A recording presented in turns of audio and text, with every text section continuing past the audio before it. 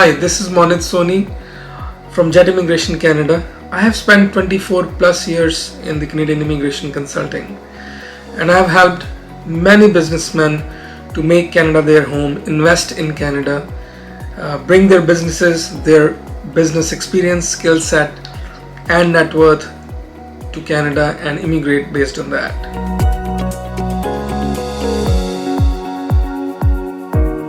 Today I'm going to talk about 5 myths about business investment immigration to Canada.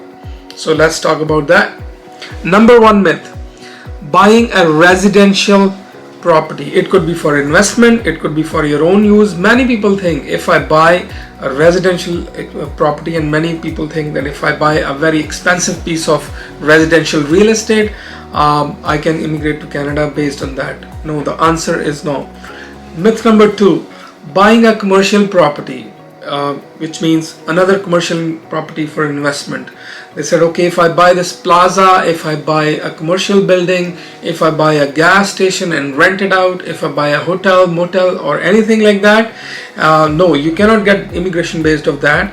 Yes, you can get immigration based on your business investment, but then I'll talk about that in the end of the video. Myth number 3: buying a Canadian business with or without property. A lot of people think, okay, you know what, there's a business going on, there's a laundry business, or there is a restaurant, or there's a fast food chain, or there's a motel, or anything like that. You know, I can just buy that and become a business immigrant to Canada. The answer is no. Again, yes, you can become an immigrant based on that investment, but how, we'll tell later.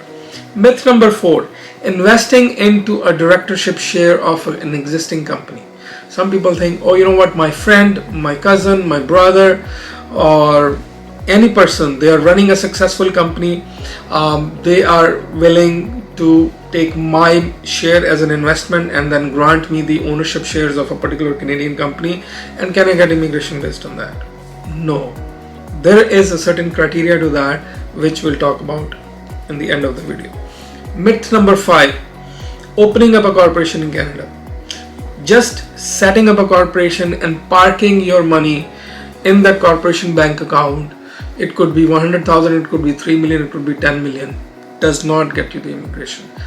Again, you have to follow a certain criteria, and now we will talk about that criteria. First of all, any investment made into a residential property, commercial property, business, shares, your brother's company, your friend's company, your brother's business, your friend's business, does not get you the immigration. Any investment made before qualifying does not count. So we'll come to that now. So immigration programs or business investment immigration programs in Canada are right now under a provincial statute. There used to be a federal investment program, but it's right now it has been discontinued. So most of the business investments are welcome on provincial basis. Almost all the provinces have their business or investment or entrepreneur immigration programs under which you can come to Canada, set up your business and get your immigration based on that. So let's talk about a little more about that. So the first and foremost criteria for that is you have to apply or qualify for that particular selection criteria of that particular program of that particular province, which means you have to apply for expression of interest based depending on province to province, or apply for expression of interest, or you have to apply for the initial approval or initial assessment or something like that. Once you do that, that particular province thinks or they assess that whether or not you're a good fit in their overall economic model, whether or not your business, your skill set, your previous experience fits into their program or not. Based on that, they will either invite you to apply or they will either send you a letter of intent. The terminology differs from province to province. So once you get that, then you move ahead with the phase 2, which is submitting all the documentation that you need to submit with the province. It could be your net worth statement, it could be your business bank statements, it could be your business tax returns, your personal tax returns, your family structure, your how did you accumulate all that wealth, and so forth. Once you do that, then that particular province will issue you a conditional approval.